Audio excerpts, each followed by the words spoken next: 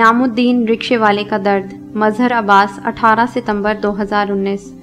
بھائی صاحب، press club جانا ہے۔ میں نے ادھر ادھر دیکھا تو سامنے ایک رکشے والا مجھ سے مخاطب تھا۔ ان کو بھی اندازہ ہو جاتا ہے کہ کون رکشے کا انتظار کر رہا ہے اور کون گاڑی کا۔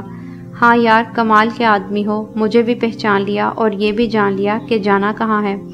چلو، میں نے رکشے میں بیٹھتے ہوئے کہا۔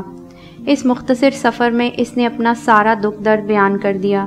جب پریس کلب پہنچے تو میں نے اس سے کہا کہ ذرا 10 منٹ رکنا، واپس بھی جانا ہے۔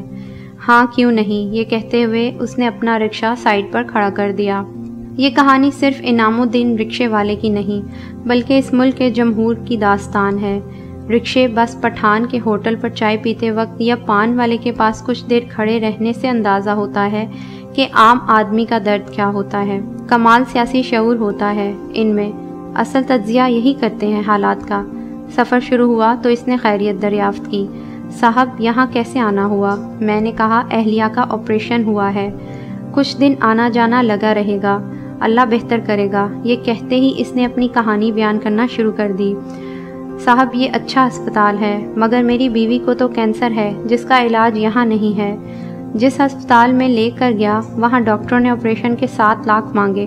میں کہاں سے لاتا؟ یہ بتاتے ہوئے بھی ڈاکٹروں نے 3 سال لگا دیے۔ پہلے دوائیوں کے ذریعے علاج کیا مگر کچھ نہ بنا، اب تو میرے پاس پیسے ختم ہو چکے ہیں۔ تصور کریں کہ اگر ایسا یوٹی نہ ہوتا یا ڈاکٹر ادیب جیسے لوگ نہ ہوتے تو یہاں کے ہزاروں مریضوں کی داستانیں بھی انعام کے درد سے کم نہ ہوتیں۔ میں نے کہا تم مجھ سے کسی دن آ کر ملنا، کوشش کرتا ہوں۔ ابھی میں یہ بات کر ہی رہا تھا کہ اچانک میں نے چیخ کر کہا، او بھائی دیکھ کر، اور اس نے دیکھے بغیر ہی رکشہ دائیں جانے موڑ لیا۔ تم نے دیکھے بغیر ہی موڑ لیا، روز گزرتے ہیں، اب تو ان کو میری اور مجھے ان کی پہچان ہو گئی ہے۔ ویسے آپ کی گاڑی کہاں ہے؟ اس نے تقریباً مجھے حیران کر دیا یہ سوال کر کے۔ او بھائی، کہیں تم سادہ والے تو نہیں ہو؟ خاصی نظر ہے تمہاری۔ نہیں صاحب، پریس کلب کے سامنے اکثر ہوتا ہوں، آپ کو آتے جاتے دیکھتا ہوں، ناراض نہ ہونا۔ ارے نہیں، ہاں گاڑی کلب میں چھوڑ دیتا ہوں، یہاں ہسپتال کے ارد گرد پارکنگ نہیں ملتی۔ ہاں یہ تو ہے، حالانکہ آگے ہسپتال ہیں، یہاں کی سڑکیں بھی اچھی ہونی چاہیے تاکہ مریض کو فوراً لایا جا سکے۔ مجھے اس کی بات سن کر خوشی ہوئی۔ ذرا سوچیں کہ اگر ایک رکشہ چلانے والا یہ سوچ سکتا ہے تو حکومت کرنے والے یہ کر کیوں نہیں سکتے۔ اب میں نے کلب سے کچھ کھانے کی چیزیں لے کر اس سے کہا کہ بس مجھے واپس پہنچا دو۔ ابھی اس نے رکشہ سٹارٹ ہی کیا تھا کہ میں نے کہا تم اپنی بیوی کا اب کیا علاج کر رہے ہو؟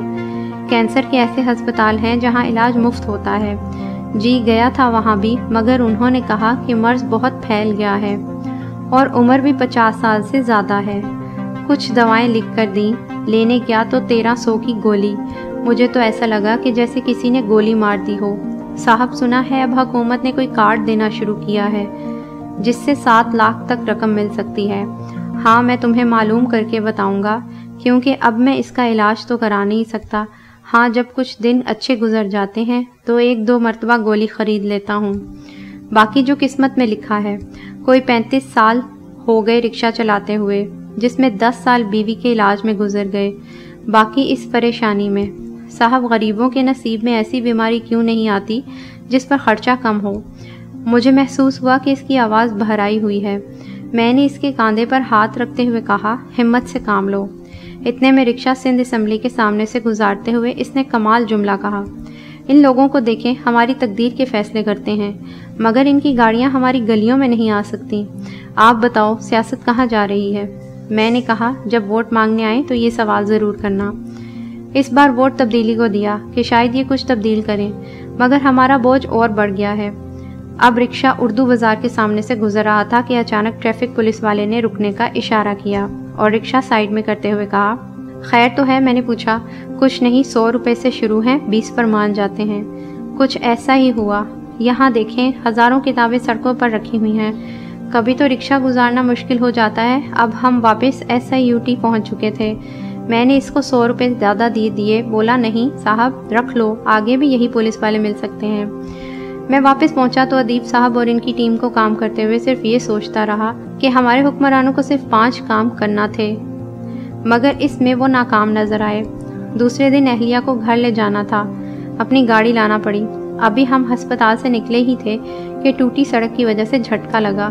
اس کو شدید تکلیف میں دے کر واپس آنا پڑا۔ ڈاکٹر نے انجیکشن لگا کر سلا دیا۔ ایک دن مزید لگا۔ انعام رکشے والے کی بات یاد آ گئی کہ صاحب اگر ارد گرد کی سڑکیں ٹھیک ہوں تو مریضوں کو لانے اور لے جانے میں دشواری نہ ہو۔